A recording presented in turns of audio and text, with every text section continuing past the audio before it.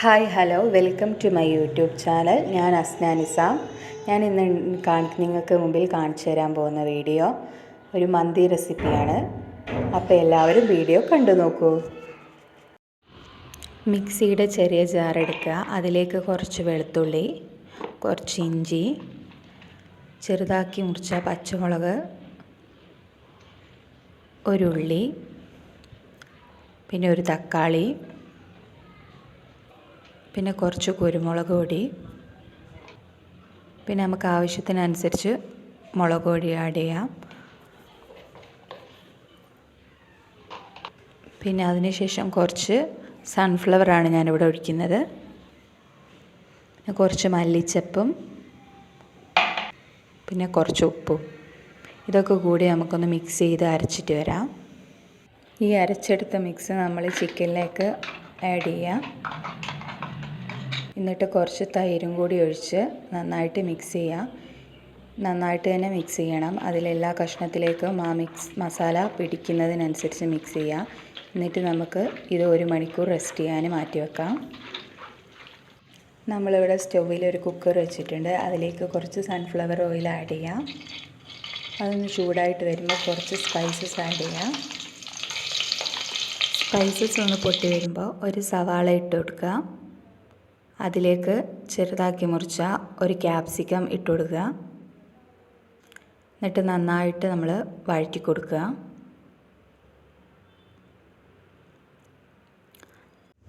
എന്നിട്ട് ഇതിലേക്ക് ഒരു ചിക്കൻ ക്യൂബ് ഇട്ട് കൊടുക്കുക.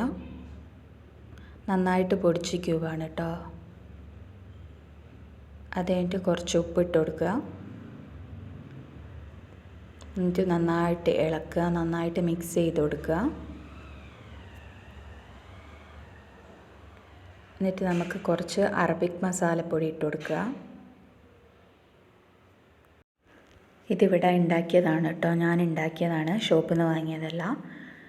Arabic masala powder. എന്നിട്ട് എല്ലാം കൂടി ഒന്ന് നന്നായിട്ട് മിക്സ് ചെയ്ത് വഴറ്റി കൊടുക്കുക. കുറച്ച് സമയം നന്നായിട്ട് വഴറ്റിക്കൊണ്ടിരിക്കുക കേട്ടോ. ഒന്ന് മസാലയൊക്കെ ഒന്ന് ചൂടാവട്ടെ. അതിനുശേഷം നമുക്ക് നമ്മൾ നേരത്തെ അരച്ച് വെച്ച മിക്സ് ഉണ്ടായിരുന്നില്ലേ, അതിൽ നിന്ന് കുറച്ച് നമ്മൾ മാറ്റി വെച്ചിട്ടുണ്ടായിരുന്നു. അത് 2 ടീസ്പൂൺ ഇട്ട് കൊടുത്തിട്ടുണ്ട്. ഇട്ട് നന്നായിട്ട് മിക്സ് ചെയ്യുക. നന്നായിട്ട് യോജിപ്പിച്ചെടുക്കുക.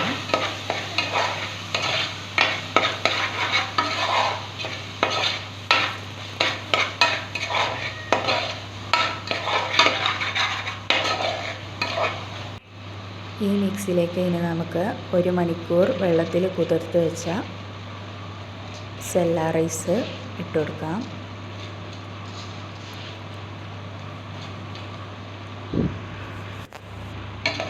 സെല്ല റൈസ് ഇട്ട് കൊടുത്തിട്ട് നന്നായിട്ട് മിക്സ് ചെയ്യുക കേട്ടോ. ഈ അരി മൊത്തം മസാല കോട്ട് ചെയ്യുന്ന രീതിയിൽ നന്നായിട്ട് മിക്സ് ചെയ്തെടുക്കണം. ഇങ്ങനെ നന്നായിട്ട് തന്നെ മിക്സ് ചെയ്യാം. ഞാനിവിടെ 3 കപ്പ് അരിയാണ് എടുത്തിട്ടുള്ളത്.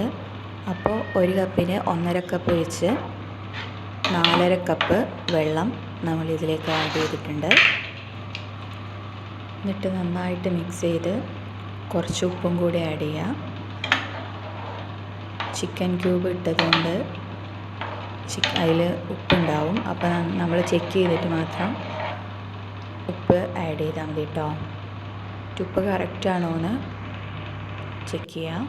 അതിനുശേഷം നമ്മളിവിടെ കുക്കർ മൂടി വെക്കുകയാണ്. ഒരു 2 വിസിൽ വന്നതിന് ശേഷം നമുക്ക് തുറന്ന് നോക്കാം. ഇനി നമുക്ക് റെസ്റ്റ് ചെയ്യാൻ മാറ്റി വെച്ച് ചിക്കൻ പൊരിച്ചെടുക്കാനാണ് പോകുന്നത്. നമ്മളൊരു പാൻ വെച്ച് കുറച്ച് സൺഫ്ലവർ ആഡ് ചെയ്തിട്ട് ഓരോ പീസും പൊരിച്ചെടുക്കുകയാണ്. ഓരോ പീസായിട്ട് നമ്മൾ വെച്ചെടുക്കുക. വലിയ പീസായതുകൊണ്ട് ഒരു 3-4 കഷ്ണം വെച്ചാൽ മതി. കുറച്ചായിട്ട് പൊരിച്ചെടുക്കുന്നതാണ് നല്ലത്.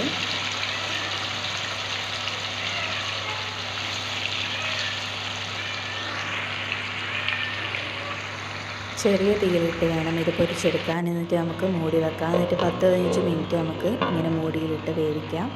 ചെറിയ പീസായതുകൊണ്ട് അടച്ചിട്ടാൽ അടച്ചിട്ട് വെച്ചാൽ പെട്ടെന്ന് വെന്ത് കിട്ടും. അതിനാണ് ഇങ്ങനെ ചെയ്യുന്നത്.